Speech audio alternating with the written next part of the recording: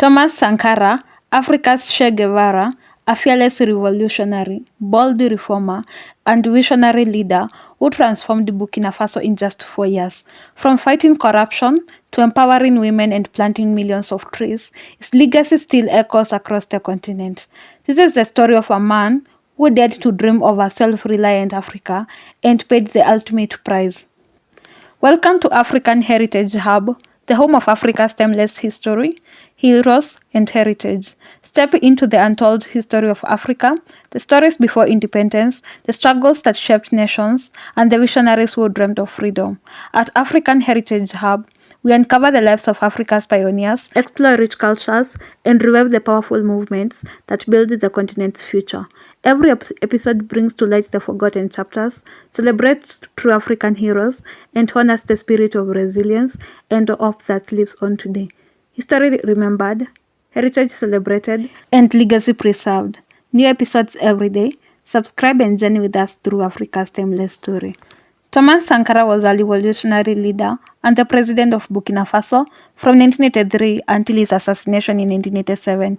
He is widely celebrated across Africa and beyond for his radical and imperialist policies, his charisma, and his vision for Africa, self-reliance and dignity. Thomas Knowles Sankara was born on 21st December 1949 in Yako, a town in what was the French Upper Volta, now Burkina Faso.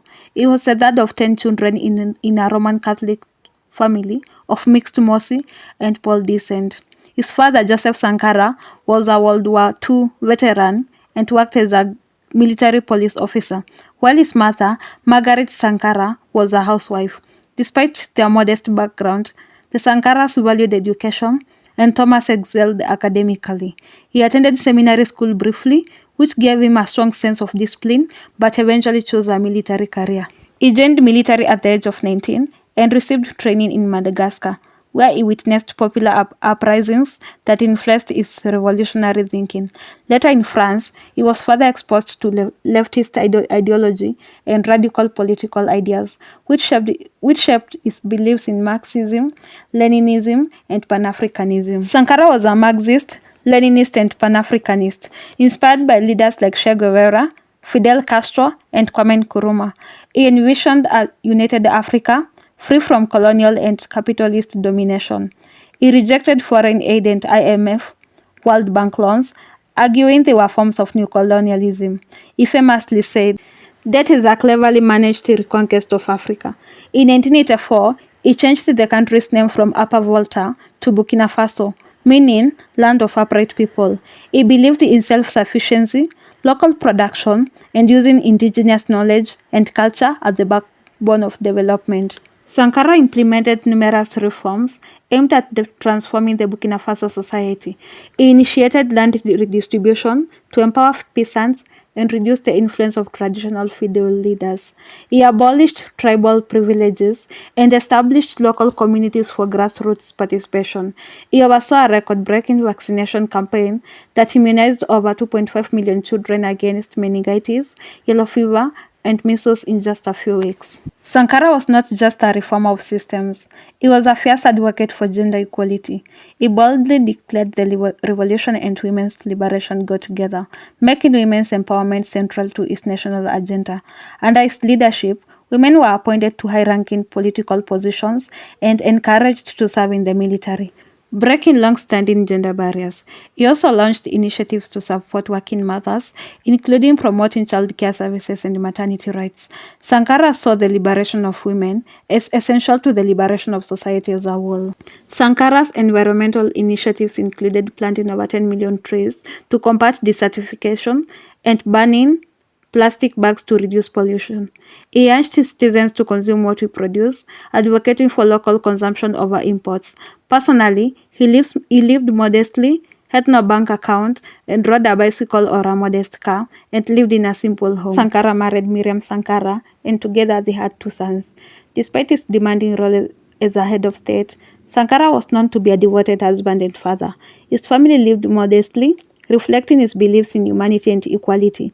After his assassination, Mariam fled with their children into exile in France, where she has remained a vocal advocate for his memory, justice, and women's empowerment. She continues to participate in global forums and keeps his legacy alive. On 15th October 1987, Sankara was assassinated during a coup organized by his former comrade and close friend Blaise, allegedly with foreign backing, particularly from France and Ivory Coast. He was killed together with 12 of his assistants at the presidential palace. His body was hastily buried in an unmarked grave, and justice remained elusive for decades. In 2021, a trial began. In 2022, Blaise was found guilty in absentia and sentenced to life imprisonment for Sankara's murder. Although Blaise remains in exile in Ivory Coast, the trial marked a significant moment in African justice and renewed public interest in Sankara's legacy. Often called Africa's Che Guevara, Sankara's influence continues to resonate among youth movements, grassroots campaigns, and African intellectuals. He left behind powerful quotes such as, "He who feeds you controls you." And while revolutionaries as individuals can be murdered, you cannot kill ideas. Across Africa, statues and murals have been erected in his honor. In Burkina Faso, October 15th is now a national day of remembrance. His speeches and actions inspire ongoing political movements, advocating for sovereignty, environmental justice, and the end of corruption and elite exploitation. Artists, musicians, writers, and filmmakers have created numerous works that ensure his message reaches new generations. Thomas Sankara's life remains a potent symbol of hope, courage, and resistance against oppression. His legacy endures not just in storybooks, but in the ongoing struggle for a free, just, and self-determined Africa.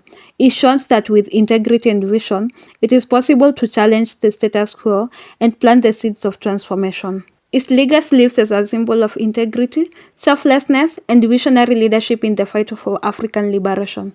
Though his life was cut short, his ideas continue to inspire generations to rise above oppression, reclaim dignity, and build a continent grounded in justice, self-reliance, and unity.